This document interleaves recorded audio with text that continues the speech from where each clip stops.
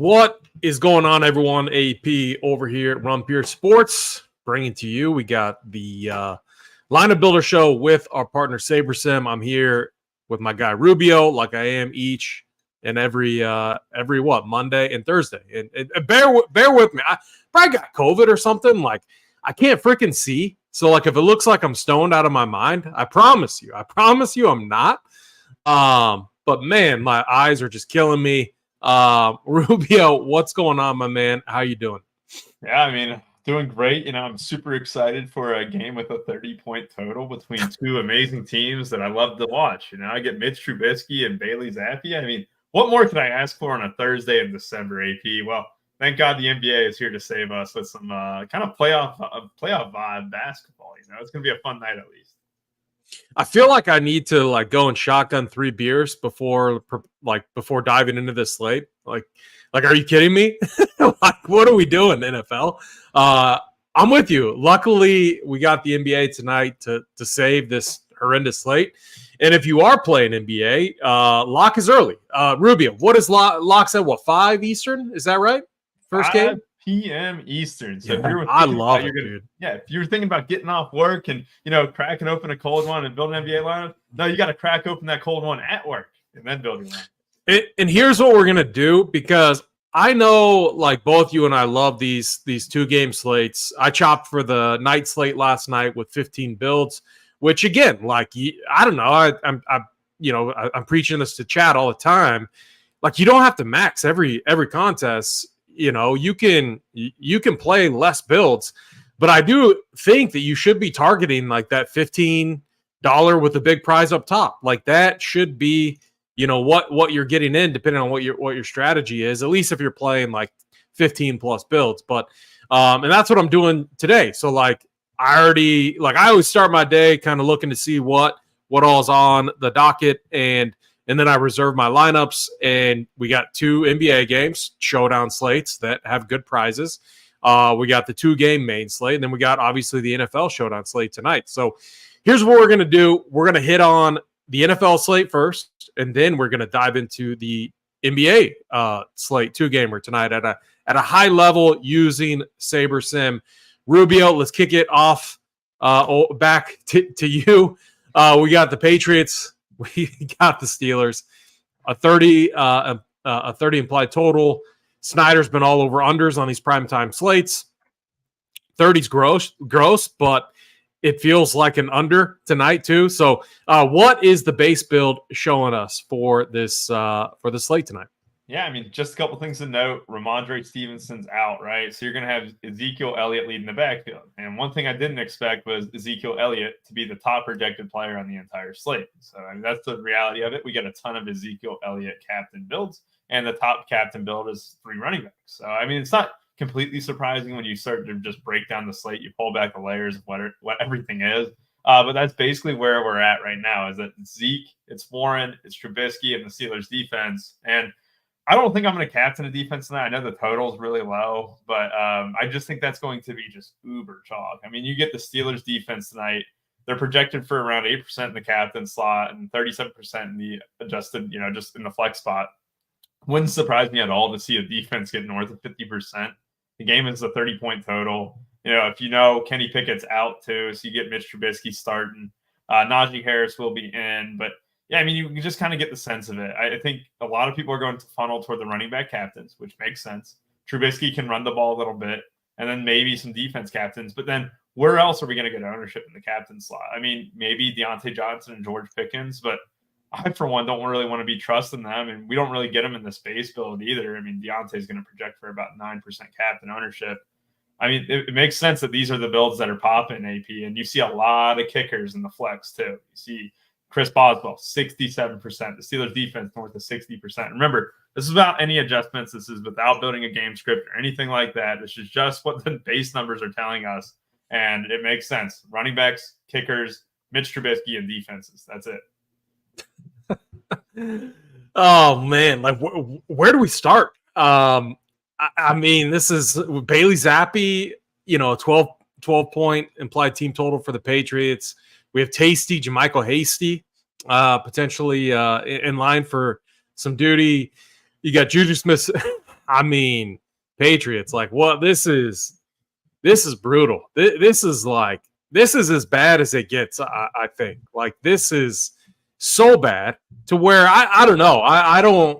I get like fading a defense at at the captain spot, but I don't know if I can make that fade. Let's do this. So, in our base build, what was the percentage of defense that we're getting at the captain spot? We were getting roughly 12.7% at the defense captain here. That's just the Steelers defense. And it's 4-2s. Remember, this is without running any sims or anything like that. I think a lot of people who play a defense and captain will do one thing.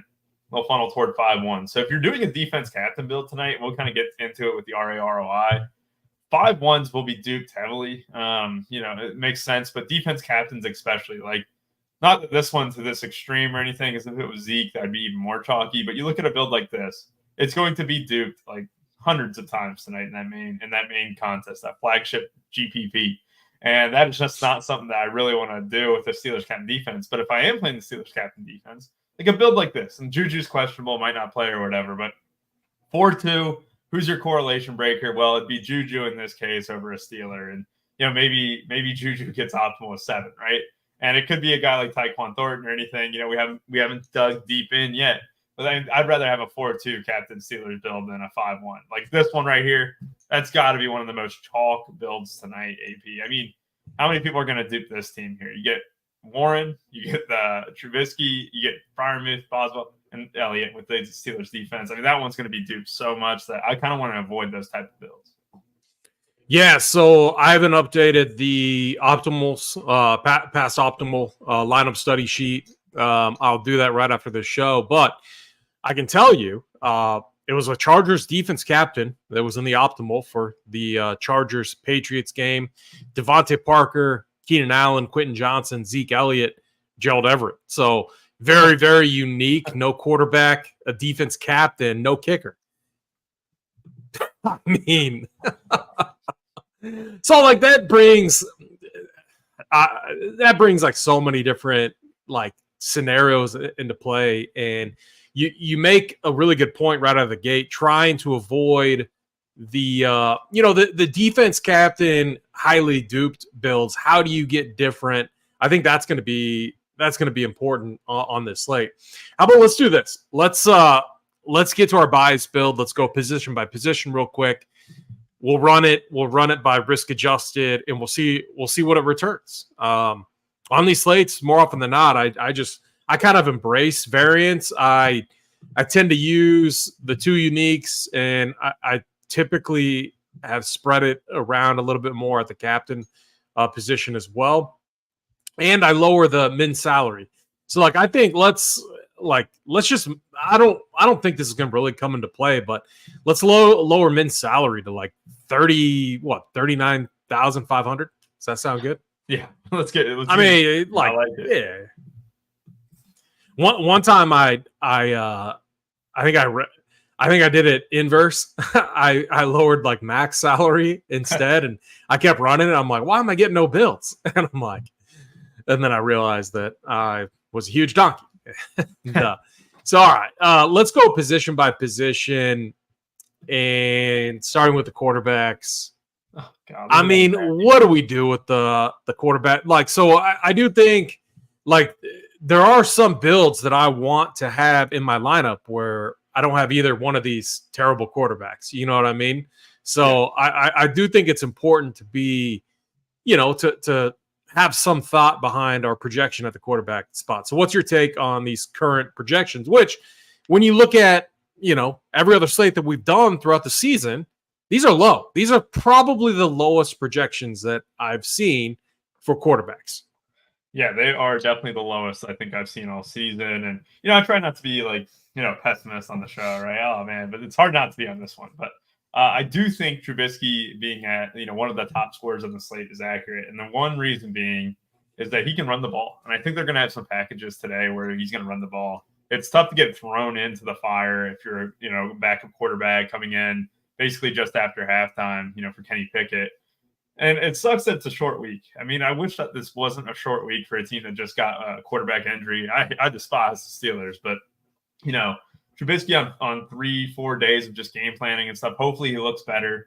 He didn't look terrible by any means against Cardinals. He clearly didn't really move the ball a ton, but he can run the ball. And I think that 12 is probably the most accurate, 11.72. I like what we had there.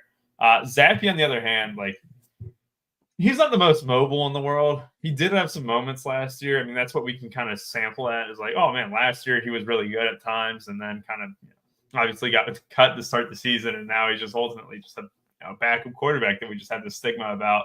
You look at the Patriots weapons. I mean, especially with the Mario Douglas out, you got, Keishon Butte out, Devontae Parker's questionable and stuff.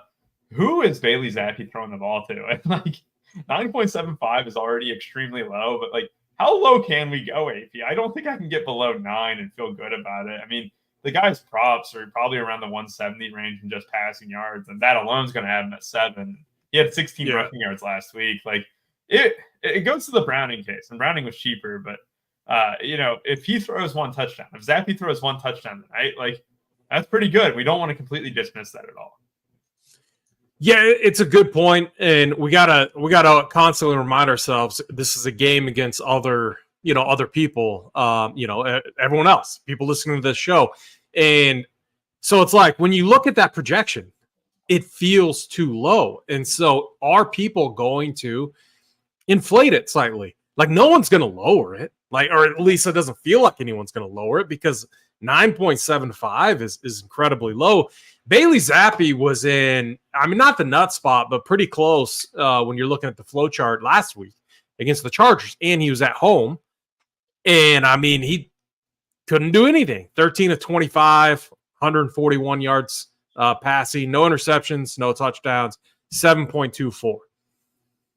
And now you get this spot. But again, all it takes is one touchdown. So and to be fair to him, let's put the caveat there too. Really horrible weather the entire game last week against the Chargers.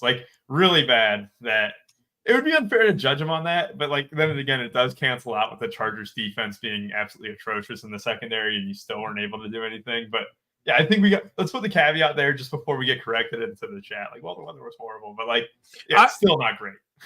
Let's just, I don't want to, because it's if you're just going to bump them down 2 points, maybe fade them. I don't know. Let's bump them down half a point. I just think people are going to leave it alone. At least that was my first, when I looked at that, I was holy, that's a low projection. And I could see a lot of people just being yeah, let's leave it alone. It's fine. Or increasing it slightly just because it's a quarterback, ball is going to be in his hands. But this is a tough spot. And I'm kind of with Snyder. When's the last time New England has scored a touchdown? Seems like it's been a while. The running back spot, this is where, I do think, it's going to be, important, especially from a projection standpoint. What is your initial take here on the running backs? So I hope Ramondre is going to be okay and stuff like that. But the good thing about the slate is the fact that Zeke is going to be the bell cow. 17 carries last week, should get involvement in the passing game like he has his entire career. He's actually done pretty good out of the backfield this year. That's just good to have on this slate. If you're going to guarantee me a running back's going to get 80% of the work, that's not going to be the case for the Pittsburgh guys, right? If you're going to guarantee me a running back's going to get 80% of the work, it's going to be hey, we want to feed him. If we can get Zeke 20 touches this game, we'll feel good.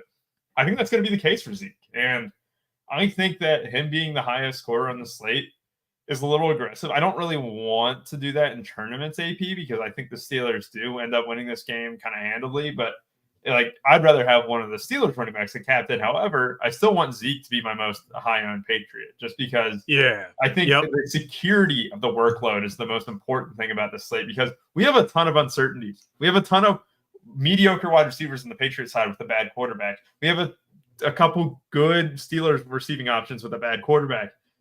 I just give me the guy who doesn't rely on the quarterback the most. And that's going to be Zeke. That's going to be Warren. That's going to be Harris. And Zeke as the highest owned Patriot for me is nice. I think 14 is going to do that, AP. I don't think we have to get extreme. But if we want to bump him up to hey, let's say he catches more passes than we think. And what do you want to do with Warren and Najee? Because this projection, it's been Harris's workload, the past couple of weeks or so. Despite Warren playing really well, they have gone to Harris a little bit more, and he's looked good. Questionable coming in, but he's going to play. I don't know who you want hired. Would you rather have Harris or Warren straight up?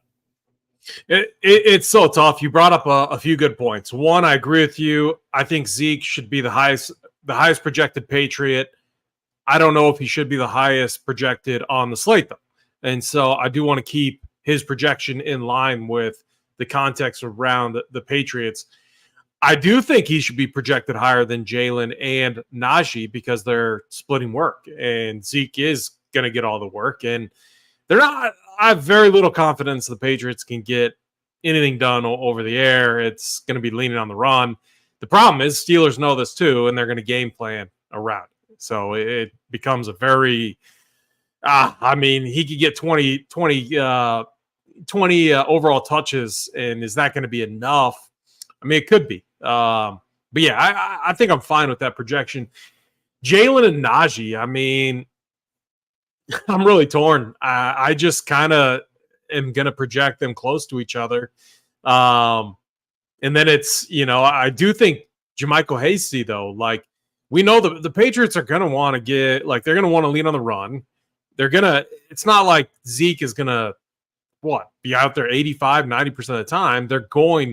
You got to think they're going to work Jermichael Hasty. And what's your thoughts on his projection? Do you think it's fine where it's at? Do you want to bump? Like, I don't, because like value's kind of irrelevant on this slate. Like, it's not like we have the studs that we're going to want to jam in at the captain. So it's like, there's plenty of value to go around. It seems like.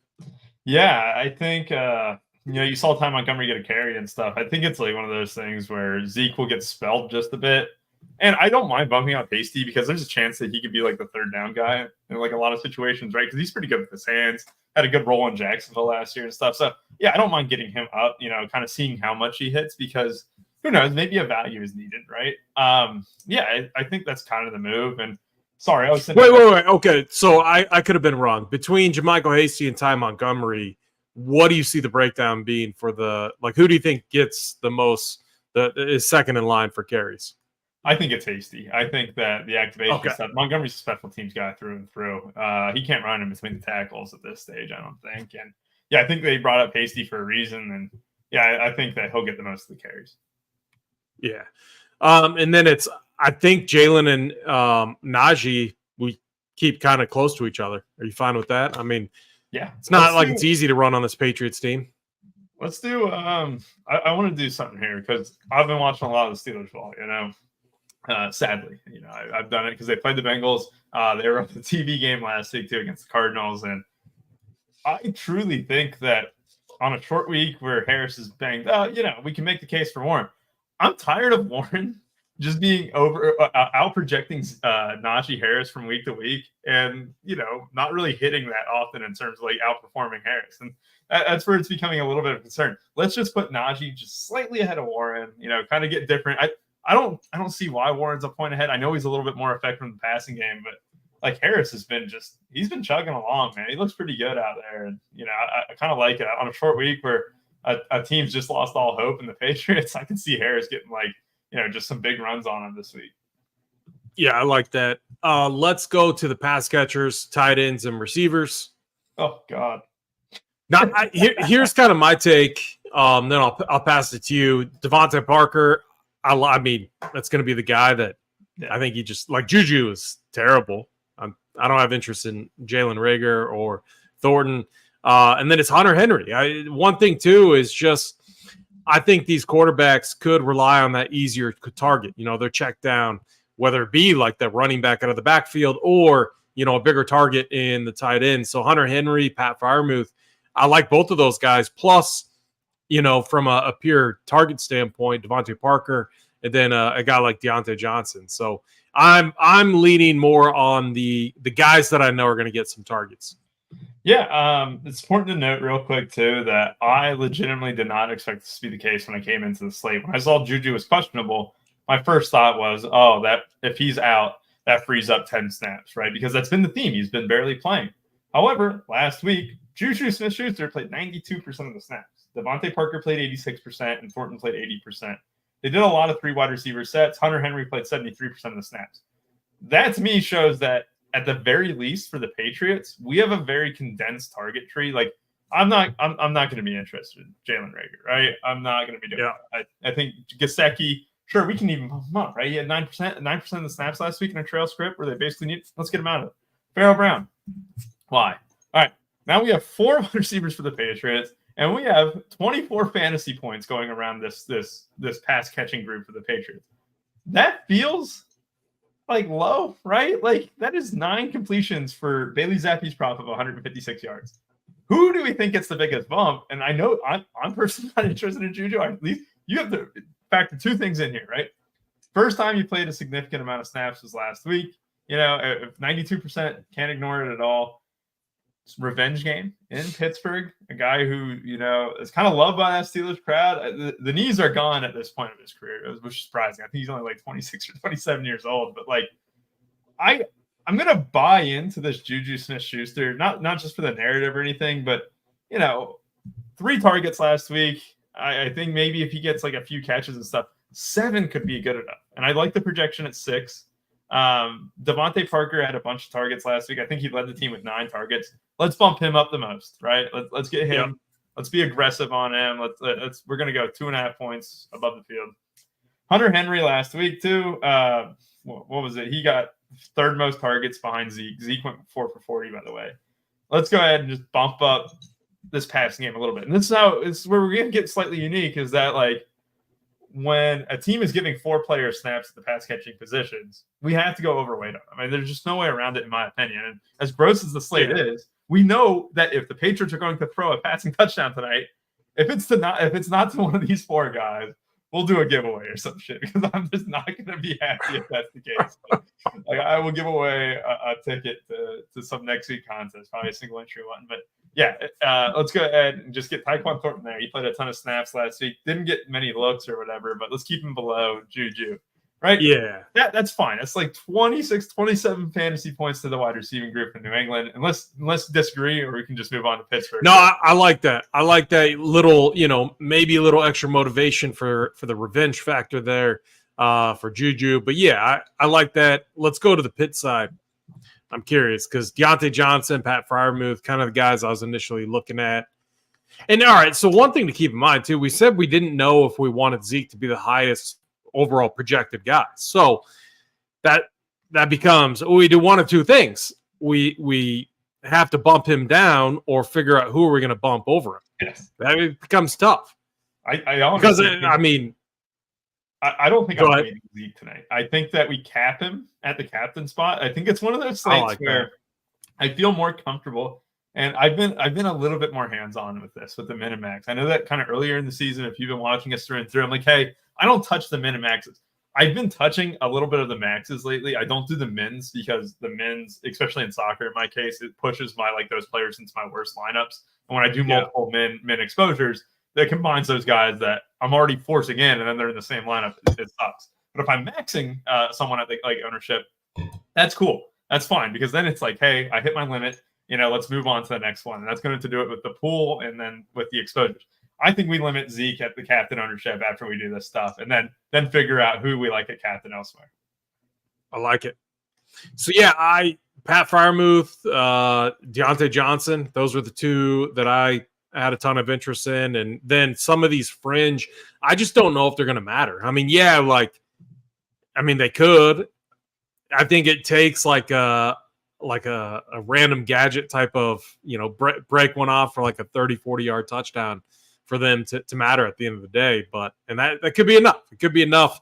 It depends on how many lineups you're building and how unique you want to get. But I like Deontay Johnson, Pat Freiermuth. Where are you at for the receivers? Mitch Trubisky had 17 passing attempts last week. He targeted, Pat Freiermuth and Connor Hayward the most. Kind of gross, right? I'm going to bump Connor Hayward up. I like we'll get that. rid of Darnell. We'll get rid of I love that. And we'll get rid, we'll keep Calvin Austin there because he got 1 target from him. Robinson actually got a surprising amount of targets, AP. I think he had 3 or 4 targets from Mitch Trubisky alone. So let's just give him a small bump. He's still well behind the Patriots receivers and stuff. But I don't think it's like unnoteworthy, right? You have a new quarterback coming in. Here's who I want to give it to. Pickens, we get him up, but we keep him below Deontay. Deontay scored the touchdown, had a couple of big plays with Trubisky there. And Pat Freiermuth is going to be the security blanket, right? let's do 7.75. We're inflating the passing game just a bit on each side, and I just think these projections feel a little bit too low, right? It's a gross game. At the end of the day, the Steelers are still projected for 18. It's a gross game, but that's where catches matter, especially, on DraftKings. And that's where it becomes, when you're talking like a floor slate, those are the things that become important. So I agree with you. I'm 100% on board with that. Yeah, I mean, at the end of the day, running backs are also going to get some catches and stuff, but we're projecting, 18 completions here for 150 yards. That is not absurd. That's among this wide receiving group. The pass catching group, it's 18 catches for 150 yards or 15 catches for 180 yards. That is not absurd by any means. It's not like we're bunking them up crazily, and we still have to account for touchdown equity and stuff. But I think the projections were just too low coming into this one, and rightfully so. It's a 30-point total. So while it looks like we're extremely high on a game with a 30-point total, we're just bumping up a lot of guys, and we still lowered some, but I just think that they were just too low to begin with. Let's go to kickers and defenses, and then let's run this and see what we get. Yes. Oh, God. And we'll show you guys how to embrace variance, kind of like what I call it, sorting by risk adjusted, adding some uniques. And then the other way to do it is, like you said, and this is what I've been doing too, is in that third step or that final step, that's where I start putting caps on max own guys if I want a larger pool at the captain spot. So Steelers defense, I mean, I don't know, Rubio, I'm fine with it. What's your thoughts? Let's do this just because let's bump them up. If anything, I would bump up the Patriots defense too. That's what I wanted. Because that's all right. So those price tags are, we're getting into that range where it's for me, it's so egregious. I just want to what do you do? Rubio, what do you do? $6,600 defense, and it's our second highest projected player on the slate. I feel this feels dirty, man. It is dirty. I mean, it's incredibly dirty. And yeah, I think it makes sense. I mean, this is a team that just scored 0 points against the Chargers, whether related or not. At home, 0 points. At home too. Now they're going on the road with a young quarterback and Bailey Zappi, and you're expecting to tell me that this team's going to score more than 10 points or whatever. You're going to expect to tell me that Bailey Zappi is not going to go ahead and just get sacked 5 times again. This is a Steelers team that's TJ Watt. They get Minkah Fitzpatrick. They had him back already and stuff. But I think that I didn't want to captain him, AP, but it's looking like you got to. I mean, it's just the end of the day, react to the slate. Yeah, if you're running 150, that you got to keep it. I think you got to keep it in your pool. But I'm curious to see what it will look like. The kickers, I'm I don't want to be overly aggressive, especially with the Patriots kicker, just because they gotta actually get into field goal range to make a kick. Well, I watched a little bit of that game. They drove the ball at times and would turn it over and stuff. And Ryland missed a field goal, I think, too. I could be wrong, but I'm pretty sure that they drove the ball a little bit, or they fumbled in some situations. And I think that this team might be able to move the ball a little bit. So Ryland, we can get down to 6.75, right? Let's go a point underneath what everyone else is projecting. And Boswell, 8.88 is really high. So, I just kind of gave him a slight tick down, but nothing major at all. Let's go ahead and send it. Yeah, I don't think it's going to be one of those slates where it's we see 4 or 5 field goal attempts. I mean, more so on the Steelers side potentially, but still. What do you think a final score? 17-6 or something? I mean, I guess that would be plenty of potential field goals there. I don't know. I'm really curious to see what these builds spit out, though. The Steelers are going to win every game the rest of the season, 16-10. Just 16-10. That's what it's got written all over it. It's 16-10. Ryland kicks a 30-yard field goal on an extra point. People are bitter about the 4 points he's given them, but Zeke runs one in, and Jalen Warren and Najee Harris both score. Boswell misses an extra point, but cans one from 50. I like it.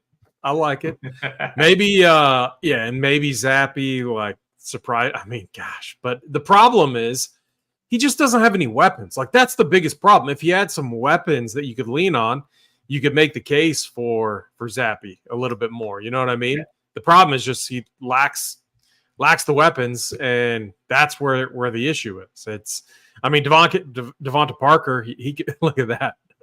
So AP, I cut the sims just short. I cut it to 25. Yeah, it's fine. And we are going to talk about NBA here very shortly. I know I posted into Discord, so if you're wondering when we are getting to NBA talk, probably be very shortly here.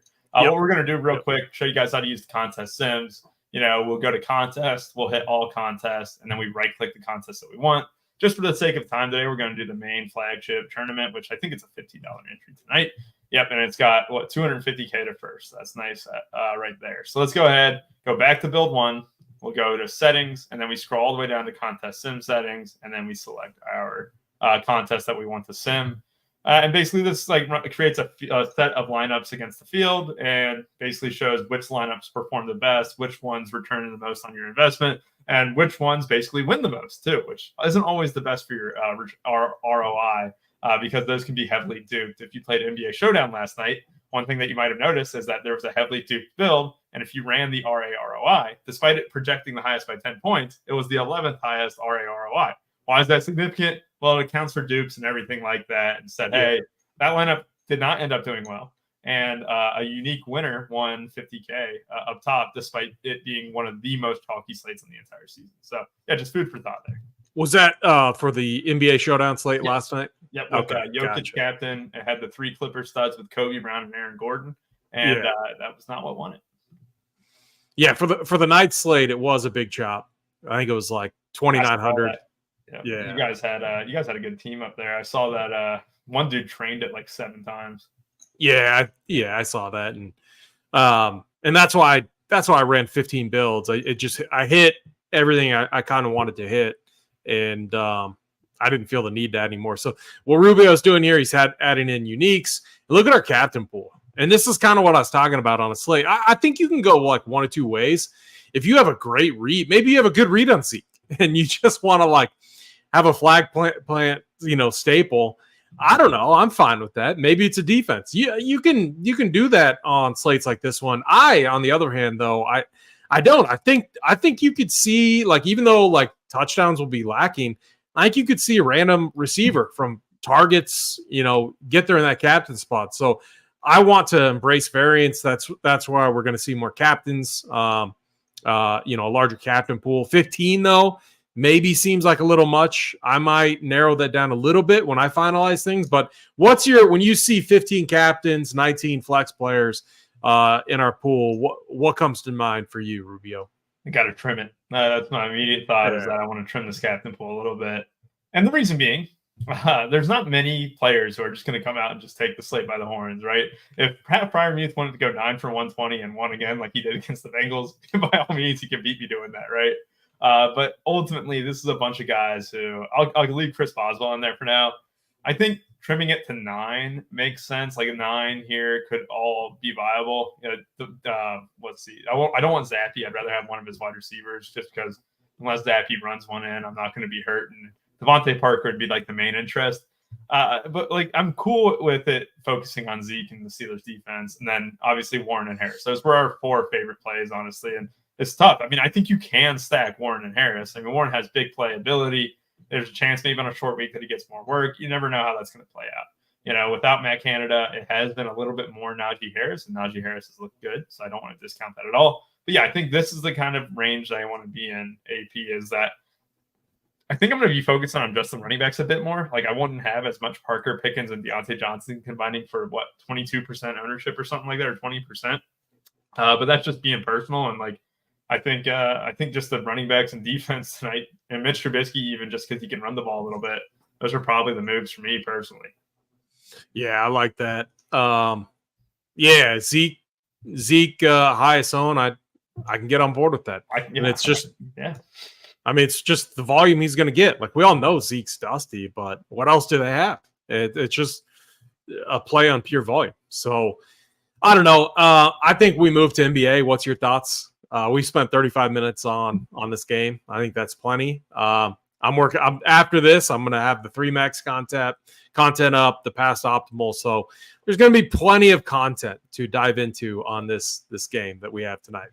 Yeah, and one last thing, I'm gonna let you guys look through these exposures and stuff. When I come in and make tweaks again, what I would do is I would bump up Harris and Warren just a bit more. I just think I got to emphasize that running back position a bit more for the Steelers. Both those guys have looked really good, and I know that we like to make fun of Najee at times, but the dude has actually looked pretty good over the last few weeks. And I kind of want to be more aggressive on him. Like if I'm coming in the slate and I'm only getting 35% Jalen Warren combined in the captain and flex, that's not something I'm probably going to be happy with. And so, like, personally, I would bump up his projection, rerun some stuff, bump up Najee's as well, and kind of just get aggressive on the slate that way.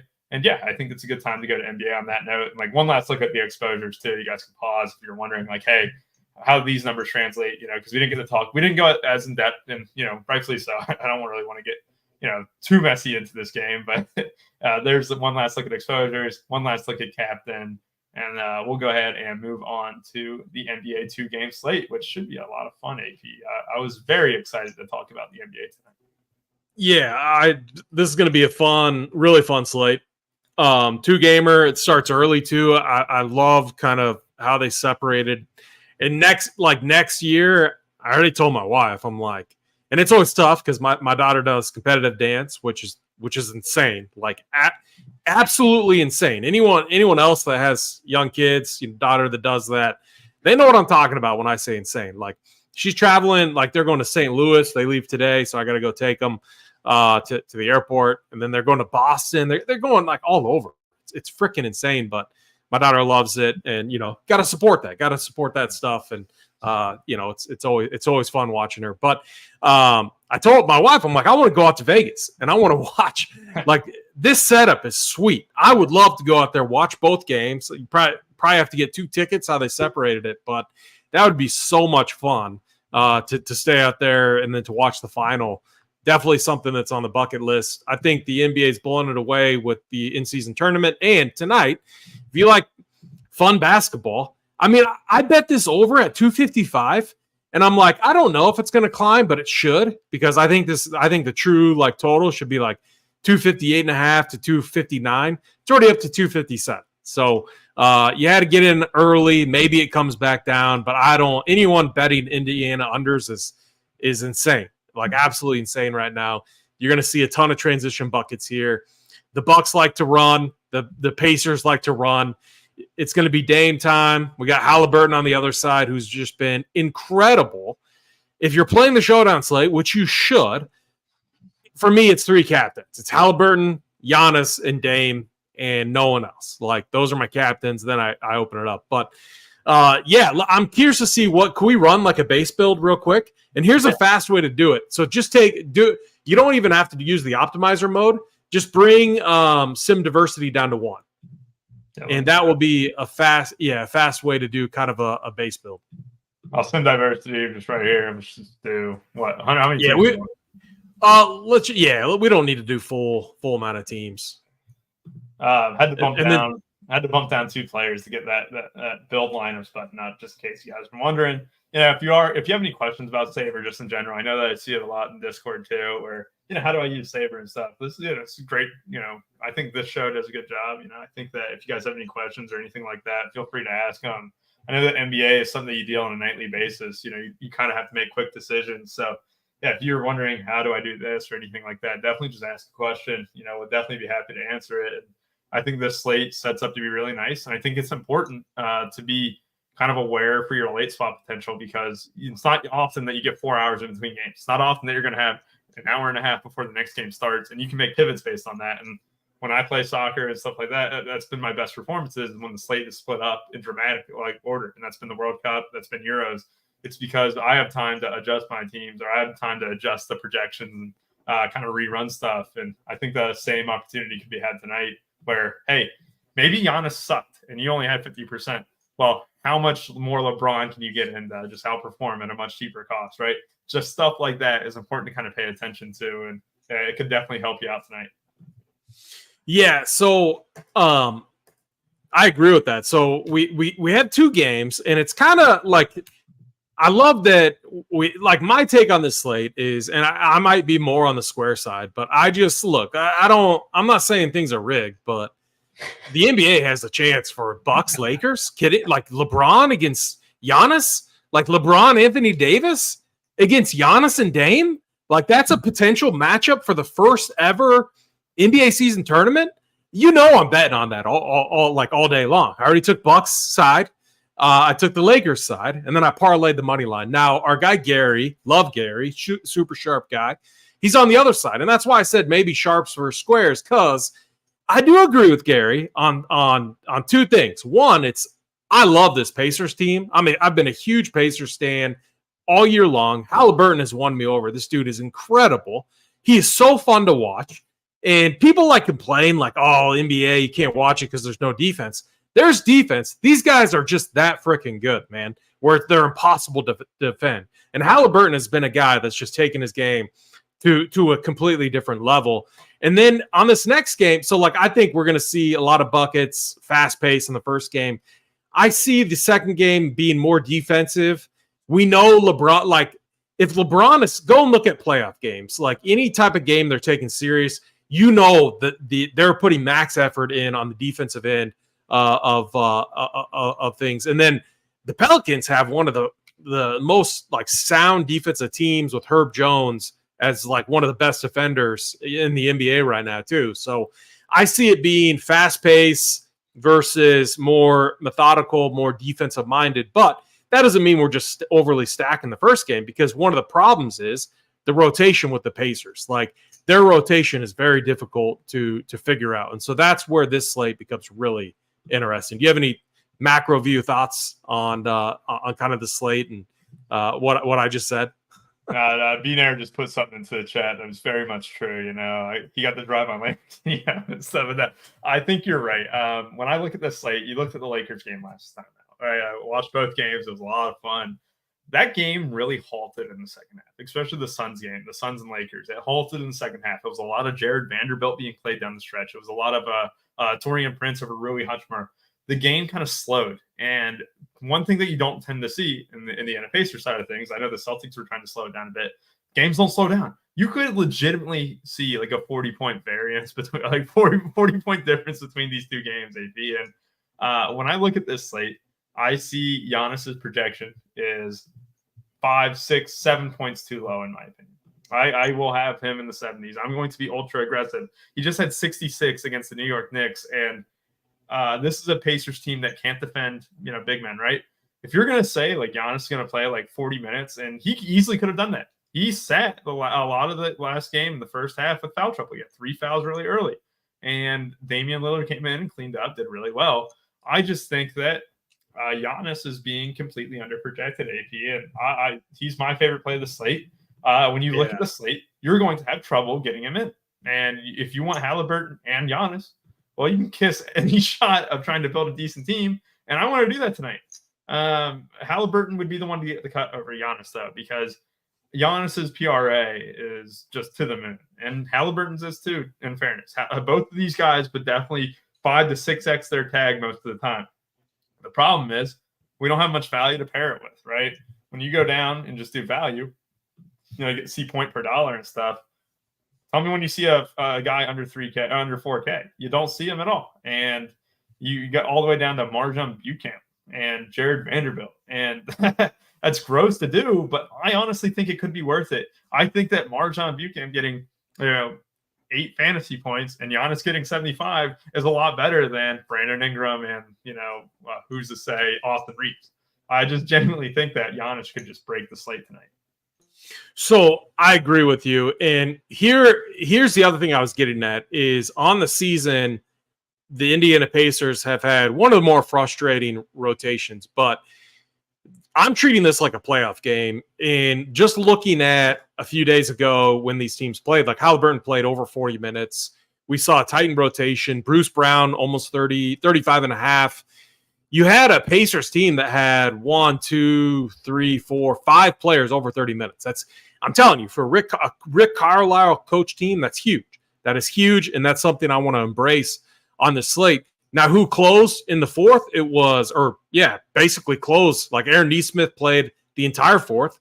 Miles Turner played the entire fourth. Bruce Brown played the entire fourth, and Halliburton played the entire fourth.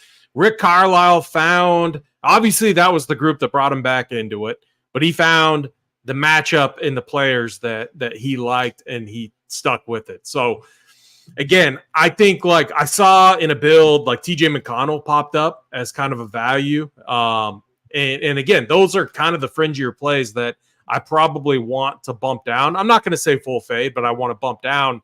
And then, yeah, on the other side too, I just think we have to bump up these Milwaukee Bucks studs. Like Giannis played 33, almost 34 minutes. And I just think this is like a playoff type of scenario. And the game, let's see, it was kind of a blowout. They pulled their 2:39 left, I think. Yeah, 2:39 left. So I think we see such a tight rotation on the Bucks side as well. Yeah. And you got to bump these guys up. And we had to do it on the last 2 game slate too. I kind of flipped the script, and it was Halliburton. I had to bump Halliburton like 8 or 9 points above his projection just to get him in. I did the same thing with Giannis and Dame. And these are the guys that we want exposure to in our lineups too. So I'm with you. We got to get aggressive with these with their projections. I'm definitely there with you. And I even think like Brook Lopez and Miles Turner on the other side too. I mean, I don't know. I guess like I'm definitely going to be higher on this first game than the second game. I can already tell you that right now. Yeah, I think just looking at the builds real quick, right? It's a lot of Pacers, but it's missing the studs. It's missing the Giannis or Halliburton, right? How do we get that? You know, it's got by rank, but projected score. And you made a great point about the Pacers. With the knock on them has been they play 11 or 12 guys. They effectively ran an 8-man rotation last game. That is just absurd for a team that is projected for like almost applied over almost 130 points. And how many games do people want to say like, oh yeah, but Giannis in the playoffs, the game slowed down. How many playoff games? How many times has Giannis played in a game with a 255 point total and is going to play 40 minutes in it, and we have him projected at 60 something? Hell no, we get him up all the way. Yeah, it just feels way too low. I just don't think the minutes are being accounted for. And I look and I go down 37.5 feels right, but if we added up the points, it's one of my favorite things to do in Saber is how many points are we missing to get there 130, right? And I usually do this, we're at 60, we're at 75, 90, and then all of a sudden 103, 113, 119. And we're still missing like 6-7 points. And I think all those can go to Giannis and stuff. I truly think that. People, for some reason, people have criticized this Bucks team too for not being more dominant. Like I don't know what else you should expect from them. And this is why I love, and again, I've been a huge Pacers stan. I've been talking about them literally since game 1. And I've been screaming at the top of the roof to, bet the overs for this team. And I think they're like 15-2 or something like that. It's or 15-3, something insane. But this Bucks team has started to figure something out. Giannis is doing more playmaking too. I think this is an underrated thing that I've seen over the last few games. 10 assists in back-to-back games, and he's done it in 2 completely different type of environments. 1 against the Hawks, who they also run and play in transition, and then 2 against the Knicks, who slow things down and like to play in the half court. And that game, they baited the Knicks into playing at the rate that they wanted to play, but it was still a slower paced game. The Knicks love to play that half court style of offense, and Giannis had 10 assists in both those games. So I think he's live for a triple double here. If we see that same type of thing, and then Dame as well. Dame has looked good. I think they're starting to figure something out, and they're going to be tough when they do. And then Chris Middleton as well. I think he has 30 potential minutes here, and at 5.9K, that's a very attractive price tag. So I think it's going to be tough going for the Pacers. Hopefully they keep this game close so that we do see max effort from both sides. I will say in the later game, my one comment is I think it's a great Anthony. I know everyone's going to be talking about and looking at LeBron, and he was awesome last game. I think for the Lakers, and I think they win, but I think they do so through Anthony Davis just attacking Joval down to the paint. I think that is how the Lakers have to get a win tonight. It can't be in the backcourt. The Pelicans are too good of a defensive team. It has to be in the paint. And then obviously LeBron is going to have to play heavy minutes here too. But yeah, I see like defensive pizzas coming out too. Like I think Jared Vanderbilt should get some minutes. I think Jose Alvarado, another good defender. I think they're going to want him potentially out there too if like a guy like D'Angelo Russell gets going, or like Austin Reeves comes off the bench and gets going. Like Jose Alvarado has been a good defender, and that's how he gets there. So I'm fine opening it up a little bit. Trey Murphy was another guy. I think he was the hero for them last game too, right? Like he had a monster role. Well, 29 minutes, 6 of 13. So this is the second game is one where I'm fine opening it up, targeting some of these bench pieces. What's your thoughts on that? 100%. I think that these bench pieces will be crucial, and even a guy like Herb Jones and stuff. And I even think that AP, like what we should do real quick, if you got time or whatever, we just do a quick buy sell on each player on the slate, right? Let's do it. And let's just we'll do rapid fire. You're going to add a lot of context in the Discord. If you guys aren't here, whatever. Giblets 44% off your first month or week here with us here at Run Pure Sports. Get access to Discord, get access to every single piece of content on the site. AP, you do a lot, and I know that you've already been in the Discord talking it up, but rapid fire, you don't have to add any context if you don't want to. Buy or sell on the current number that we have in front of us, Tyrese Halliburton. I want to buy. I want higher. Yep. 62. Miles Turner. I think he's fine where he's at. We'll just bump down 1 point. We're getting a ton. Do you mind if I bump down to 42? It's still a 6x number. Yep. All right. I'd go like one higher on Halliburton too. I don't mind getting like real aggressive. I think we see a tighter rotation. I think it's a good projection. I think you can, one bump up. Same with Bruce Brown. Mathurin. And then I would be a seller on Benny Mack. Really? I don't know if he's the piece that, and again, we're like, look at how much exposure we're getting to him. Okay. I just think that he's kind of if he has the hot hand, he's in. If he doesn't, then he's out. So I don't want to fade him. But I don't want to be like all in on it. Let's one fun fact real quick. I do. He's got a 3 PRA higher than Aaron Nesmith and Obi Toppin. A 3 what? PRA. So 19.5 compared to Aaron Nesmith's 16.5. Obi Toppin is 17.5 PRA. Yeah, and this is where where Rick Carlisle, the guy, they need Miles Turner. Halliburton, and then the one thing too that Gary mentioned is the Bucks haven't been good against 3-point shooters. So Buddy Hield, I think this is a good Buddy Hield spot. Maybe we buy a little bit more on him. But then these other plays, I don't want to fade them, but I don't trust them as much. And Obi Toppin, I think that's fine. All right. Let's go ahead. And we got McConnell at 10. This is a big deal, AP, because he got the first run. He went 1 for 5 shooting. 10's a good enough score. At the end of the day, if he got 10 at 3,400, he would make my pool. And I think it's worth a discussion real quick. I don't think Nembhard's part of the pool. I think McConnell, though, because Nembhard's a 700 difference. Do you think McConnell should be at 10? Or do you think we should go lower and just see if he hits because we already bumped up Halliburton and Giannis?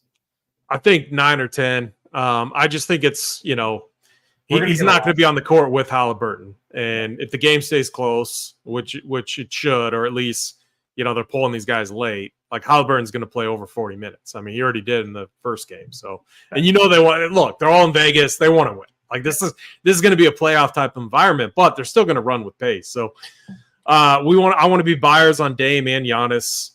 Let's do so much Giannis, but let's bump him up one more, and then let's bump up Damian too. And this is really aggressive, but I think it's the right play. So I trust, and then it's Brook Lopez. I want to be a slight buyer on him too. The guy, again, I don't trust Campaign has been just so productive when he's out there. I would rather have him higher than TJ McConnell. Oh, 100%. Let's bump McConnell down one more too to 8. Feel more comfortable at 8. And then the problem with Payne was that he played really well last game and he barely got burned. And it was frustrating because I had a lot of pain. But let's get him at 12. Let's get him at 12. And then I like him higher than Marjan. Like I'm a Marjan fan, but I don't like this. Yeah, we're going to get pieces of him. But Portis, I love the matchup. And he I think a slight buyer on him is fine. And Beasley's been good, man. He's starting to turn it around a little bit. Like the minutes have been solid. He can hit threes. It's going to be a fast pace, environment, which I think is good for him. He's more of a raw points guy. put up 24 and a half on 28 minutes, 4 of 10 shooting last time in this matchup. You got to think that we have a tighter rotation now. They've been trusting him 32 minutes against the Knicks. I think I'm a buyer. I'm Malik Beasley. Let's buy it. And then Middleton's the last one. Yeah, I mean, I'm a buyer, a slight buyer on it. Again, it's 30-minute cap, but like I could even get a little bit more aggressive on him. I think he hits 30 minutes in a close game tonight. What's your his projection is 30 minutes, which is good. And I think slight buyer. We're still well above like Beasley and Portis and stuff. I think it's a good move right there. Okay. And again, like this is gonna create we're gonna be heavy this first game, and that's how I play. We're still gonna have pieces from the second game too, but I want to be smart and methodical about who I am approaching, because I think this game plays out more defensive and a lot more strategy involved, where this first game is just, I think it's going to be running up and down the court. I don't like the Pacers haven't like the team that got them to slow down the most was Boston last game. Yes. They were in there, and it was in the first quarter. Like Drew Holiday was like running out the clock. Like they were just trying. And the second like the Pacers get the ball, Halliburton was chucking it, up or just sprinting the other way. So like, and that game almost went over too. I mean, it scored like 240 points or something. I mean, it had to be close to that. 224, I think it ended at, right? 117, 107. The contests are about. No, it was higher than that, wasn't it? I think it was 117, 107. Real quick, the contests are going to fill in the next hour or two. So if you're not in the NBA and you're playing unreserving a little bit later, now is probably the time. You might not get a chance in 2 hours to get a part of the 200K main contest. They undersized it. I can't blame them. It's a 5 p.m. on a Friday or a Thursday, I should say. And so just make sure that you get in if you are interested in the slate. But AP, we got the Pelicans 122 to 112. I knew it was a 10-point difference. All right, so. But it was a lot of the scoring came in the final minute and a half. So I'll give them that. But Boston was just trying to slow that game down. They did not want to run with them. And I could have hedged. I could have created a nice middle in that one because I had the overs, but I didn't. So yeah. What were you saying? We'll move on to the Pelicans now. So Ingram's the top projected guy. 46 seems a tad high. So here's my problem with the Pelicans. Why I love them as a team, but for DFS, they're difficult, and why I think and this might be kind of chalky, but I think I'm sellers on all of the starters. That they take a lot of usage from each other. I think the most interesting pieces are the bench pieces. I want to be slight buyers on Trey Murphy, Herb Jones, and Jose Alvarado. I like it. I actually, I'm a big buyer on Herb Jones and Trey Murphy today. I think that the Pelicans, man, they're going to be tough. Like, yeah. I think LeBron wants this, and all these teams want it right now. But I think the difference has to be Anthony Davis though tonight, and we'll know quick. AD's pretty telling with how he plays, but I think he's going to be, while LeBron has been incredible, and it could be a LeBron. I mean, being there will agree with me. I think it has to be Anthony Davis. I'm a big buyer on AD over LeBron tonight. And then this is a tough matchup for the backcourt as well. Buyer on Vanderbilt. Would you rather have Vanderbilt? We might have to rerun this, right? Yeah, 100% we're going to rerun it. Vanderbilt, Payne, or Buchanan, if you had to rank them. Let me just look how much, like, the thing about Jared Vanderbilt is when he was in there, he played 13 minutes. But when I just thinking back, watching that game, he is so impactful when he's out there. Now, I think I would have him lower than those other guys just because of the minutes uncertainty, but they're going to need him tonight, right? Maybe we're buyers on him anyway, because he's not like a raw scorer. You got to get there with peripheral stats from him, but he's just one of those energy type of guys that in a game like this, he could get, putbacks and steals and blocks. And that's how he's going to get there. Positive contribution last game closed. They needed him to kind of create a little bit of disturbance on defending the game right there. He played a lot of defensive minutes, and that's important. And I think it goes hand in hand to, a guy like Prince, who, it was Vanderbilt, Prince, and they actually ended up, benching D'Lo like the last 18 minutes of last game. It was Reeves. It was the Reeves show. I'm definitely a seller on D'Lo here. Yes. This is I mean, the Pelicans, that's the one thing they can do. They can definitely defend backcourts very well. Maybe one of the best. I like Reeves too, man. Let's do Rui. I think Rui needs a bump up. I think that we're still adjusting to him, kind of returning from injury and stuff. I actually like being a little overly aggressive on him, AP. I actually like getting him up to 17 because we have seen that he can shoot the ball a lot when he's in. LeBron loves playing with Rui, and in the first game back from his nasal fracture, 21 minutes, 8 shots. I'd rather be overly aggressive on a guy like Rui who's not going to come in high-owned at all, despite having a better role than Vanderbilt, Bucamp, Cameron Payne, and only 12% ownership. Sign me up all day at that. Yeah, I like that too. And then Prince, a slight buyer just because of that, and then slight seller on Cam Reddish. Slight seller, I like it. Perfect. And then we got the 2 studs left. You said AD over LeBron, right? Yeah. Just we're going to see tight rotation. I don't want to bump LeBron down like too much. Like 54 is fine, but then I think AD needs a bit. Like if I'm going to have a stud in the later game, I think I want it to be AD. And I like this matchup against Joe. So I think this is a very tough matchup for Joe. The Lakers, if they want to win this game, and I think they do, I think they got to do it through Anthony Davis. 40 minutes last game, basically for AD, or 39, 40 for LeBron. I think, let's just get like a little aggressive on him because we already bumped these studs up. One thing to note, Zion had just one of the most lazy games I've ever seen last game. It's concerning, and I don't like that front court matchup at all for the Pelicans either. So, I think it's a good one for Anthony Davis. Go ahead and rerun some builds. We'll just do projected score for now. We'll see kind of where the builds are taking us. And anyone who has a question about like ROI or whatever, it's kind of the same process as NFL. If you guys do have the contest, Rubio, can you talk to the people through the schedule today too, just of what content we have going on? Promo. I gotta run and grab one thing real quick. Yeah, so if you guys been wondering, we have the Print Factory that will be at 3:00. That is with Big T, JSU, and Wiley, I presume. So it should be a fun time. They'll probably talk about the NBA play, in-season tournament for sure, without a doubt. We have a bunch of stuff on site. The playbook is already up. Bobby Hare has already got the playbook up, and it's already available to read. You also have a little bit of stuff with soccer coming on later tonight. So you got 2:30 p.m. Eastern time. We got projections. Jaime's got the playbook and everything in between.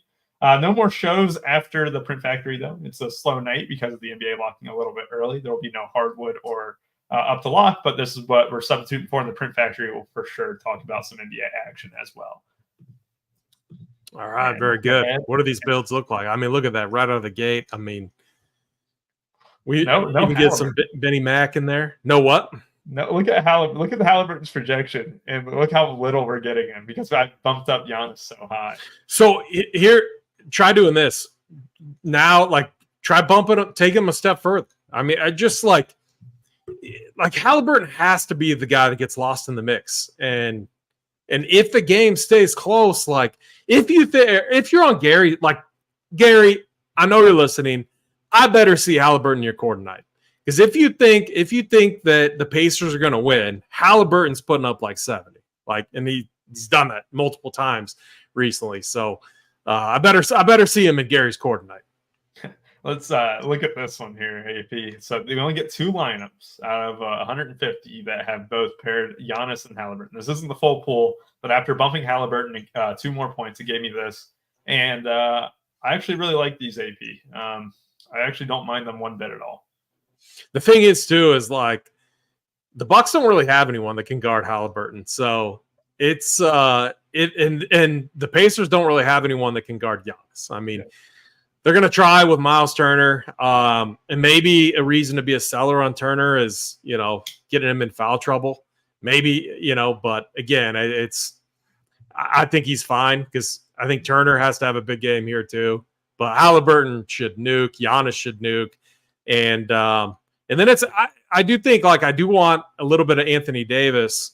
I think the Pelican studs though are the ones, and they might end up being the ones that are lower owned, but I think those are the guys that I'm fine sacrificing to be able to get Halliburton, Giannis, Anthony Davis. So that's where I'm at right now on this slate. Obviously, I still got to run through stuff and look at it, try to envision what the popular builds are going to be, and I like some of those, like what I'm looking at right now. But what it lacks is Halliburton could be that guy that breaks the slate tonight. So you need a big score from him, and if he busts, then yeah, you're not going to be getting anything back at all. So if you have a good stance on a guy like Halliburton, you want a big number from him. So that's the one thing I do know. But he could be the difference maker for you tonight. So, all right, Rubio, let's wrap this. Let's wrap this up. Any final thoughts on the 2-game NBA slate tonight?